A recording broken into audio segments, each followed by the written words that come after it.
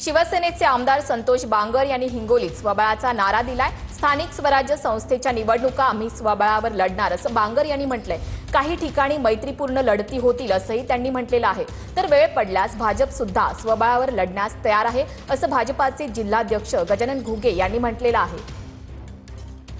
आम्ही आमचा संकल्प केलाय की या ठिकाणी हिंगोली जिल्ह्यामध्ये आम्ही स्वबळावरती या ठिकाणी नगरपालिका आणि जिल्हा परिषद लढवणार आहोत। स्वबळावरची घोषणा म्हणायचं का? मग वरच्या नेत्यांचाच विषय असा आहे की ज्या ज्या ठिकाणी जर तुमची युती होत असेल तर त्या त्या ठिकाणी तुम्ही युती करा।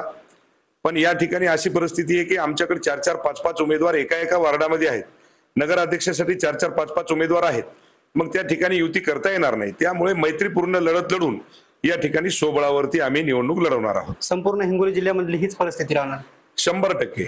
पण आजपर्यंत तरी आम्हाला कोणा शिवसेनेकडून किंवा राष्ट्रवादीकडून होताही निरोप नाही तडजोडी बसण्याकरता जरा बसलोच नाही तर युती तुटायचा कुठं प्रश्न आला। आणि प्रदेशानं सांगितलं की तुमची जर तडजोड होत नसेल तर भारतीय जनता पार्टी प्रदेश अध्यक्षाला सांगावं लागेल आम्हाला असं तडजोड होत नाही। नंतर पक्ष आम्हाला सांगेल की तुम्ही वरून ते बोलतील, मग शिंदे साहेबांना बोलतील, अजित पवार साहेबांना बोलतील, दादाला बोलतील आणि त्याच्यानंतर जर युती नाही झाली तर मग स्वतंत्र लढा असं आमच्या पक्षाने आम्हाला सांगितलेलं आहे। पण तशी या ठिकाणी बैठक नाही, चर्चा नाही आणि त्याच्याकडून जर युती तोडायची भाषा असेल तर भारतीय जनता पार्टी सोबत